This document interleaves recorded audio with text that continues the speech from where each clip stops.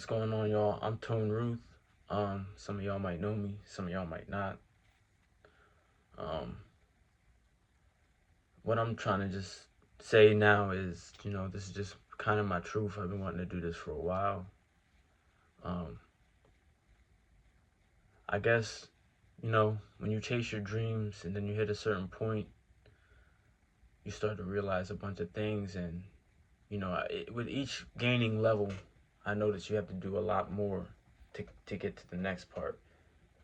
Common sense, but, and I was doing that.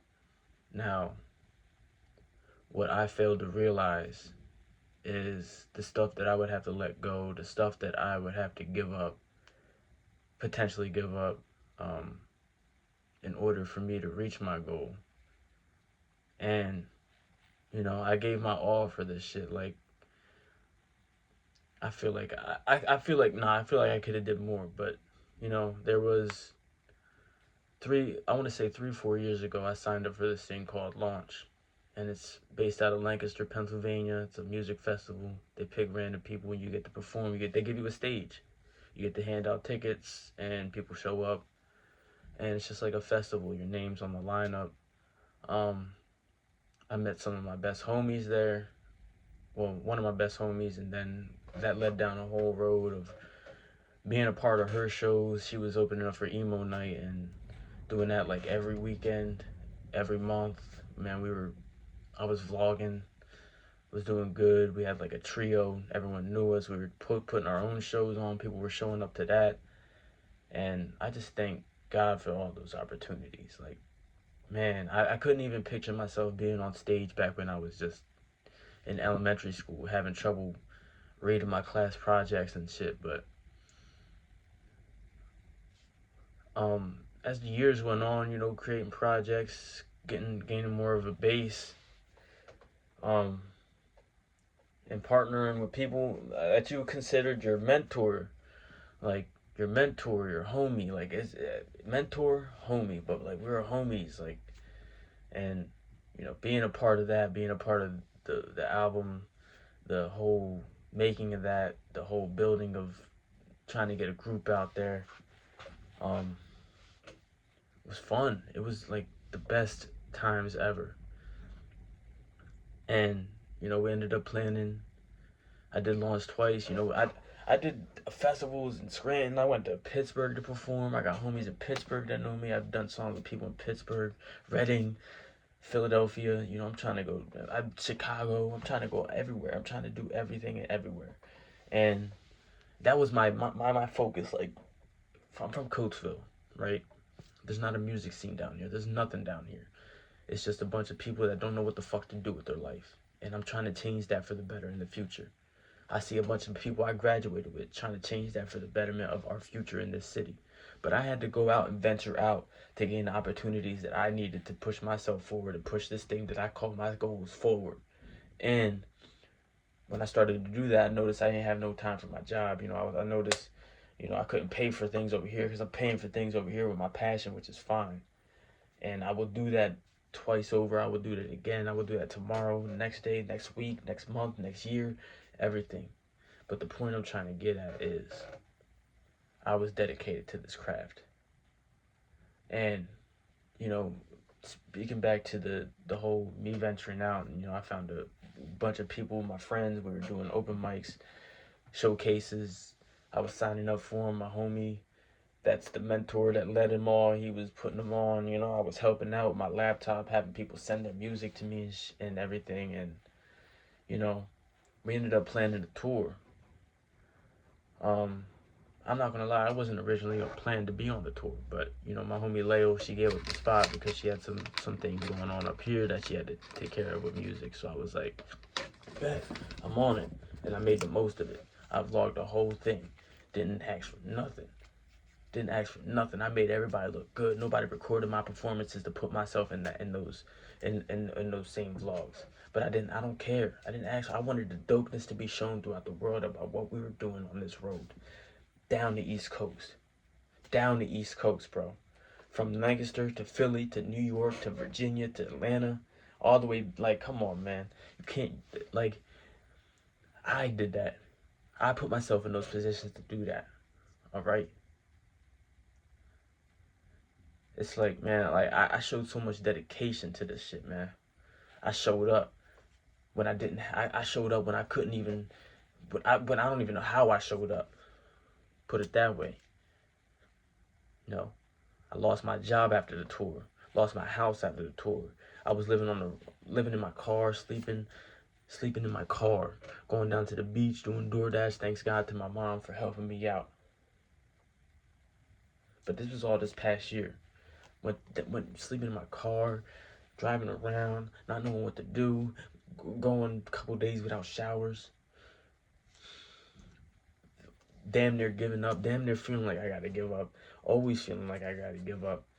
You know, the couple opportunities popped up here and there after the tour. You know, July I had a show, I went up to Pittsburgh actually, and it was my homie's actual show, and it wasn't even a show. It's a fashion. He does his clothes. I'm gonna put a link in the description for his clothes. I fuck with him heavy, and I'm gonna put something right here at this moment with his logo. But it's Tripper Keese. He put on a good showcase. He showed me around the city. Let me stay with him. That's my homie from back when I went to college. When I first started doing this music stuff, before I even knew what the fuck I was doing. Before I started taking this shit serious, and now, and you know, that was like July. I'm gonna just let that go. I'm going off on a tangent on all these fucking things, but you know, August comes. We do showcase, open mic, couple things down the road. I can't remember what the shows were. We were on some podcasts. I did some podcasts throughout the years. Put myself in that position to do that. Music video, paid. You know, been to many studios, freestyles from my man Swamp Rat. Once again, I'm gonna put all my homies that I really love. I'm gonna put them down in the description. Swamp Rat, you know, Tripper Keys. There's so many people. Eliano, bro. Elian from Philly, bro. I met him in a group chat. Off Record Sounds group chat. Jeevan, bro. Another man put me in the right positions. Like, these are the people that helped me get to where I needed to be. Although I did put myself out there and put myself in a position, these are the people that continued to help me level up. And then there was my mentor that continued to help me level up. I'm not mentioning his name because, you know what, his name's Tyrion, all right? LTL, larger than life. And then, you know, everything kept going. I'm working at the sales job, barely making pay, barely making my car payments, barely making my phone payments. I'm talking to this girl. She's cool at first, then all of a sudden she asks for my history and like everything that happened 5 years ago. That has nothing to do with her, and she just starts bringing it up like it's part of this relationship, and it's just been destroying me, man. It's been destroying the shit out of me. It's been destroying the shit out of me. And I don't know what the fuck to do. She told me to give up. She told me all this other shit. She been putting me down. Because I'm 30 and, you know, I'm losing all my shit right now based off, you know, chasing my dreams and doing all this and everything. And I'm just like, I don't know what the fuck to do. I don't know where to go. I don't know how to accomplish this. But, you know, I'm still pushing forward. I'm still going to work. I'm still, you know, putting in the work on my music, sending it out to people. Yeah, I had to borrow some money from people. I had to borrow some money from other people. I'm behind right now. You know, my credit's bad. I lost my car. You know, I ended up getting fired from the sales job because we went. This is what happened. All right, we LTL, me, Riley, Leo, and Tyrion, we linked up to do a road trip. It was gonna be an LTL. We're gonna do a road trip all the way down to Texas to pick up Riley's car, and on the way we were gonna make stops. You know, so before I get into that, we went to Columbia Records too. We had a meeting at Columbia Records through Tyrion. But, you know, again, I put myself in the position to do this. I'm putting in the work. I'm recording. Like, I'm trying to help push this thing forward. And we went to Columbia Records. Everything went good. We just played the music. We were in there shaking hands. They said we were locked in as a group. And then like, you know, fast forward. That was December. Fast forward to January. We went on this road trip. We all agreed. None of us had money. and that video will be out soon. It's not gonna be put here because I don't have it up yet, but I'm still editing it. But that video will be out soon, and it was just down the Midwest, all the way to Houston to pick up Riley's car. But we made pit stops. We made a pit stop in Nashville, did an open mic, and went to this big venue where they had people who rehearse and get their stage equipment for tour ready and everything. It's Rock Nashville. That's it. We have one up here in PA. It's called Rock Lidditz. Just putting myself in positions, bro. Like there's plaques on the wall. Then we made our way to Amarillo. We was there for a few days, and this is where things start to get a little hectic. But we went down to Houston, picked up Riley's car. But the Amarillo stay, it snowed. Remember that big snowstorm? It snowed. We had to stay there with Leo's brother for a few days. He fed us, did everything he could for us. We did everything we could for each other. The original dude that wanted to plan this trip ended up getting upset in his head about spending money or just being controlled. I guess he felt like he was controlled, bro. We couldn't move nowhere from Amarillo and whatever. And this whole group is splitting up because of this whole trip, and it's not even on anybody but them for getting in their heads, bro. Like we're supposed to be working together, reaching these next steps as a team. As a team, you reach next steps higher and higher, way easier. I don't know why we couldn't work together as a team and continue to make these steps forward, push them, and make these stomping grounds. But that's the way God has it. It's the way God has it. It's the way God wanted it. He wanted to show us what not to do, who not to be sold out to, who not to follow, who not to be mentored by, and showed us that we could do it on our own through Him. But before I get into that, after we got to Houston, we split up. Me and Leo went up to New Orleans. We had a good time.